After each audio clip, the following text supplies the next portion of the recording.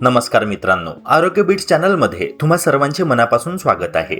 आज आपण अशा एका विषयावर बोलणार आहोत जो थेट तुमच्या आरोग्याशी आणि तुमच्या सुंदर हसण्याशी जोडलेला आहे. मित्रांनो, सकाळी उठल्यावर आपण सर्वात आधी काय करतो तर साहजिकच आपण ब्रश करतो. पण तुम्हाला माहिती आहे का की आपली दात घासण्याची पद्धत, वेळ आणि दातांच्या काळजीबद्दलचे आपले अनेक पारंपरिक समज प्रत्यक्षात आपल्या दातांचे नुकसान करत आहे. आज इंटरनेटवर दातांबद्दल अनेक प्रकारच्या चुकीच्या गोष्टी पसरवल्या जात आहे, जसे की काही चमत्कारिक व्यायाम किंवा फळांमुळे किडलेले दात पुन्हा पूर्णपणे नवीन होतात. पण आज ह्या व्हिडिओमध्ये आपण कोणत्याही अंधश्रद्धेला किंवा अफवांना थारा न देता दंतशास्त्राच्या आधारे दातांना आयुष्यभर मजबूत आणि निरोगी ठेवण्याचे खरे रहस्य जाणून घेणार आहोत. हा व्हिडिओ शेवटपर्यंत नक्की पहा, कारण आज तुम्हाला तुमच्या दातांबद्दल अशी सत्य समजणार आहे जी यापूर्वी कोणीही सांगितलेली नसतील.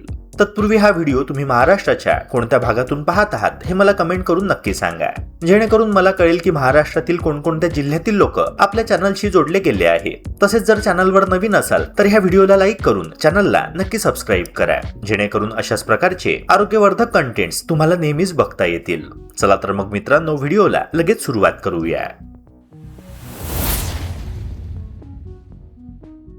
आपल्यापैकी बहुतेकांना लहानपणापासून शिकवले गेले आहे की सकाळी उठल्याबरोबर सर्वात आधी ब्रश केला पाहिजे. पण आधुनिक दंतशास्त्रानुसार रात्री आपण जेव्हा झोपतो तेव्हा आपल्या तोंडामध्ये लाळेचे प्रमाण नैसर्गिकरित्या कमी होते. लाळ कमी झाल्यामुळे तोंडात बॅक्टेरियाची वाढ वेगाने होते, ज्यामुळे सकाळी उठल्यावर तोंडातून दुर्गंधी येते आणि दातांवर एक बारीक पिवळा थर म्हणजेच प्लॅक जमा होतो. हा थर आणि बॅक्टेरिया स्वच्छ करण्यासाठी सकाळी ब्रश करणे किंवा तोंड व्यवस्थित स्वच्छ करणे अत्यंत आवश्यक आहे. जर आपण सकाळी तोंड स्वच्छ न करता थेट चहा किंवा नाश्ता केला तर हे सर्व बॅक्टेरिया अन्नासोबत आपल्या पोटामध्ये जातात, जे आरोग्यासाठी अत्यंत घातक ठरू शकतात. मात्र यामध्ये महत्त्वाची गोष्ट अशी की जर तुम्ही सकाळी नाश्ता करणार असाल तर नाश्ता केल्यानंतर लगेचच कधीही ब्रश करू नका. जेव्हा आपण काही खातो, विशेषतः आम्लयुक्त किंवा कार्बोहायड्रेट युक्त पदार्थ, तेव्हा आपल्या तोंडातील आम्लाचे म्हणजेच ऍसिडचे प्रमाण वाढते आणि दातांचे बाह्य कवच म्हणजेच इनॅमल काही काळासाठी मऊ होते. अशा मऊ झालेल्या इनॅमलवर जर तुम्ही लगेच ब्रश घासला तर दातांचे हे संरक्षक कवच हळूहळू झिजायला लागते आणि आपले दात कमकुवत होऊ लागतात. म्हणूनच एकतर सकाळी उठल्याबरोबर हलक्या हाताने ब्रश करा किंवा नाश्ता केल्यानंतर किमान 30 मिनिटांनी ब्रश करा, जेणेकरून तोंडातील लाळ त्या आम्लाला उदासीन म्हणजेच न्यूट्रलाइज करू शकेल. या सगळ्या प्रवासात सर्वात महत्त्वाचा असतो तो रात्रीचा ब्रश. आपण दिवसातून अनेक गोष्टी खातो ज्या दातांच्या फटीत अडकून राहतात. जर आपण रात्री ब्रश न करता तसेच झोपलो तर रात्रभर बॅक्टेरियांना त्या अन्नावर प्रक्रिया करण्यासाठी भरपूर वेळ मिळतो आणि ह्यातूनच दात किडण्याची सुरुवात होते. दंततज्ञांच्या मते सकाळी ब्रश करण्यापेक्षा रात्री झोपण्यापूर्वी केलेला ब्रश हा दातांना किडण्यापासून वाचवण्यासाठी 80% जास्त प्रभावी ठरतो. त्यामुळे रात्री जेवणानंतर अर्ध्या तासाने ब्रश करण्याची सवय आजपासूनच लावून घ्या.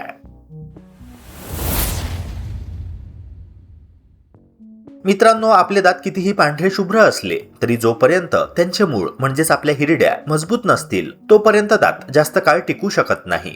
अनेकदा वयोमानानुसार किंवा चुकीच्या सवयींमुळे हिरड्या सैल होतात आणि दात हालायला लागतात. हिरड्यांना मजबूत करण्यासाठी आयुर्वेद आणि विज्ञानाने काही अतिशय प्रभावी नैसर्गिक उपाय सांगितले आहे. यामध्ये मोहरीचे तेल आणि हळद यांचा वापर अत्यंत गुणकारी मानला जातो. हळदीमध्ये अँटीबॅक्टेरियल आणि अँटी इन्फ्लेमेटरी गुणधर्म असतात, तर मोहरीचे तेल हिरड्यांमधील रक्ताभिसरण सुधारण्यास मदत करते. हा उपाय करण्यासाठी अर्धा चमचा मोहरीच्या तेलामध्ये चिमूटभर हळद आणि अगदी थोडेसे सेंधव मीठ एकत्र करून घ्या. या मिश्रणाने आपल्या बोटाच्या सहाय्याने हिरड्यांवर हलक्या हाताने वर्तुळाकार गतीने मालिश करा. लक्षात ठेवा की येथे जोरात घासायचे नाहीये, तर फक्त हलका दाब देऊन मसाज करायचा आहे. 5 मिनिटांच्या ह्या मसाजमुळे हिरड्यांमधील सूज कमी होते, जंतूंचा नाश होतो आणि दातांची पकड घट्ट होते. पूर्वीच्या काळी आपले पूर्वज याच पद्धतींचा वापर करायचे, म्हणूनच त्यांचे वय 80-90 वर्षांचे झाल्यावरही त्यांचे दात मजबूत असायचे. यासोबतच दातांना नैसर्गिकरित्या स्वच्छ ठेवण्यासाठी आपल्या तोंडातील लाळ म्हणजेच सलायवा हा सर्वात मोठा डॉक्टर आहे. जेव्हा आपण 2 जेवणांच्या दरम्यान वारंवार काहीतरी खात राहतो तेव्हा तोंडातील पीएच पातळी सतत ऍसिडिक राहते आणि दातांना स्वतःला बरे करण्यासाठी वेळ मिळत नाही. जर आपण 2 जेवणामध्ये 4 ते 5 तासांचे अंतर ठेवले आणि केवळ पाणी प्यायलो तर लाळेला आपले काम करण्यासाठी पुरेसा वेळ मिळतो. ही लाळ दातांवरील इनॅमलचे पुनर्विघटन करते, ज्यामुळे दात नैसर्गिकरित्या मजबूत होतात आणि दातांची सेन्सिटिव्हिटी देखील कमी होते.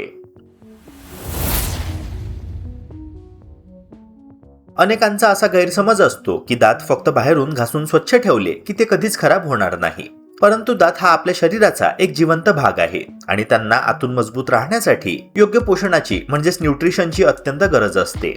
जर तुमच्या शरीरामध्ये आवश्यक जीवनसत्वे आणि खनिजांची कमतरता असेल तर तुम्ही दिवसातून 3दा ब्रश केला तरी तुमचे दात कमकुवत होऊन तुटू शकतात किंवा त्यांना कीड लागू शकते.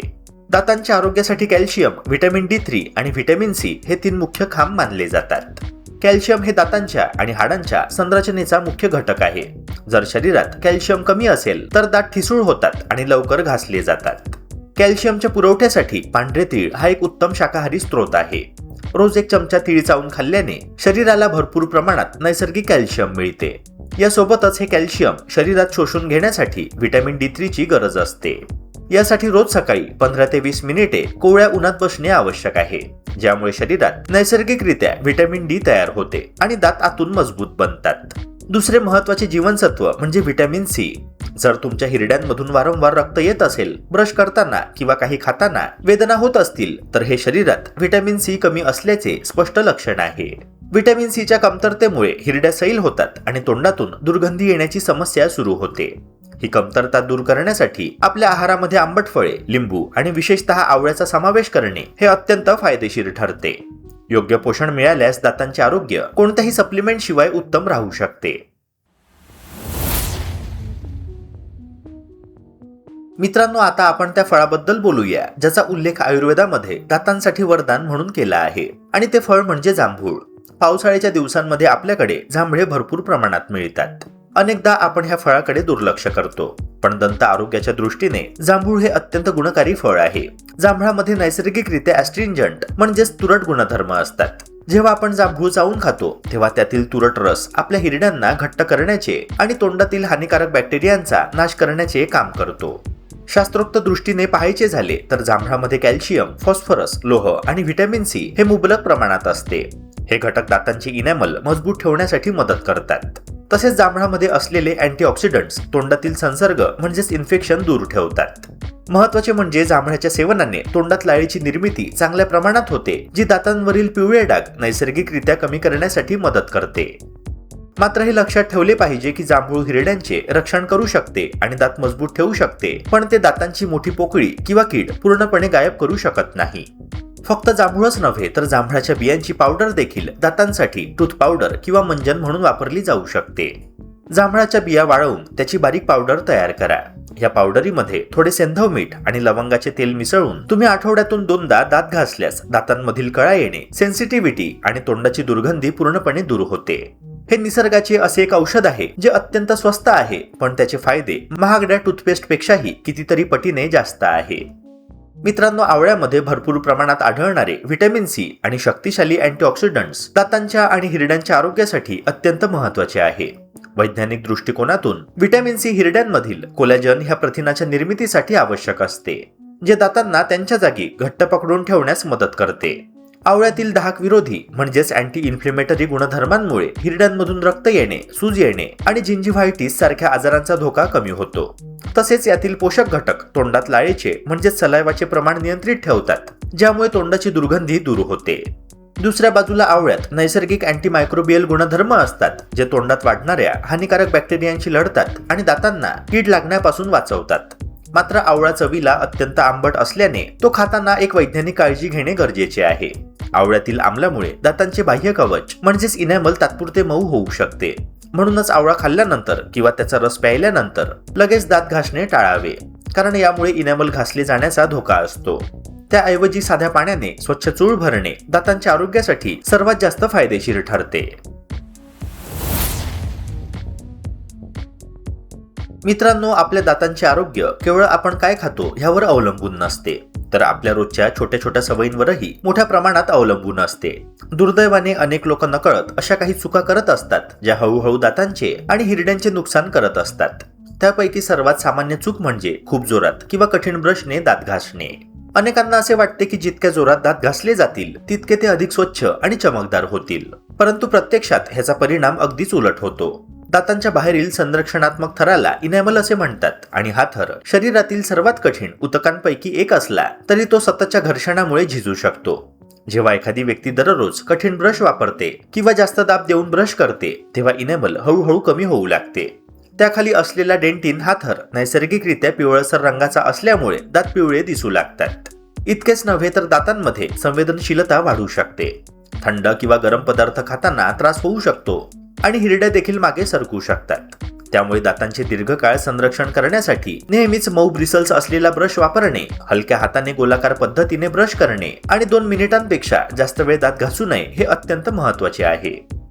यासोबतच आजच्या इंटरनेटच्या युगामध्ये आरोग्याशी संबंधित अनेक व्हिडिओज, पोस्ट आणि सल्ले मोठ्या प्रमाणात व्हायरल होत असतात. परंतु त्यामागे वैज्ञानिक पुरावा आहे की नाही हे तपासणे तितकेच आवश्यक आहे. अनेक वेळा काही लोक दात मजबूत करण्यासाठी किंवा आयुष्यभर टिकवण्यासाठी विचित्र उपाय सांगतात. उदाहरणार्थ, शौचालयात बसून दात घट्ट दाबल्याने किंवा विशिष्ट प्रकारचे अनोखे व्यायाम केल्याने दात कधीही पडत नाही असे काही दावे केले जातात. परंतु अशा गोष्टींना विज्ञानाचा कोणताही आधार नाहीये. उलट अशा चुकीच्या सवयींमुळे जबड्यावर अतिरिक्त ताण येऊ शकतो आणि दातांचे नुकसान होण्याची शक्यता वाढू शकते. त्याऐवजी आपण अशा गोष्टींवर भर दिला पाहिजे ज्यांचे फायदे वैज्ञानिकदृष्ट्या सिद्ध झाले आहे. जास्त साखर असलेले पदार्थ, चिकट मिठाई, चॉकलेट्स, सॉफ्ट ड्रिंक्स आणि कोल्ड ड्रिंक्स यांचे अतिसेवन टाळणे अत्यंत आवश्यक आहे.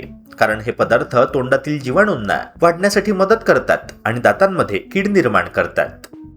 तसेच प्रत्येक वेळी काहीही खाल्ल्यानंतर किंवा प्यायल्यानंतर कोमट किंवा साध्या पाण्याने तोंड व्यवस्थित धुणे आणि 4 ते 5 वेळा गुळण्या करणे ही अतिशय सोपी पण प्रभावी सवय आहे. त्यामुळे अन्नाचे कण, अतिरिक्त साखर आणि आम्लयुक्त पदार्थ तोंडातून बाहेर पडतात, ज्यामुळे दात किडण्याचा धोका मोठ्या प्रमाणात कमी होतो. शेवटी मित्रांनो, दातांच्या आरोग्याबाबत एक गोष्ट नेहमी लक्षात ठेवली पाहिजे की घरगुती उपायांची मर्यादा असते. काही किरकोळ समस्या टाळण्यासाठी किंवा दातांचे दैनंदिन आरोग्य चांगले राखण्यासाठी घरगुती उपाय नक्कीच उपयुक्त ठरू शकतात. परंतु जर दातांमध्ये मोठी पोकळी निर्माण झाली असेल, तीव्र वेदना होत असतील, हिरड्यांमधून रक्त येत असेल किंवा दात गंभीररित्या किडले असतील तर अशा परिस्थितीत फक्त घरगुती उपायांवर अवलंबून राहणे धोकादायक ठरू शकते. अशा वेळी वेळ न दवडता दंतचिकित्सकांचा सल्ला घेणे आणि आवश्यक उपचार करून घेणे हाच सर्वोत्तम मार्ग असतो. आधुनिक दंतचिकित्सा आज इतकी प्रगत झाली आहे की अनेक गंभीर समस्या सुरुवातीच्या टप्प्यात सहजपणे नियंत्रित करता येतात. परंतु मित्रांनो, त्यासाठी योग्य वेळी उपचार घेणे आवश्यक असते. जर तुम्ही रोज रात्री झोपण्यापूर्वी दात स्वच्छ करण्याची सवय लावली, हिरड्यांची काळजी घेतली, संतुलित आणि पौष्टिक आहार घेतला, पुरेसे पाणी प्यायले आणि दातांसाठी हानिकारक सवयींपासून दूर राहिलात तर तुमचे दात अनेक दशकांपर्यंत मजबूत आणि निरोगी राहू शकतात.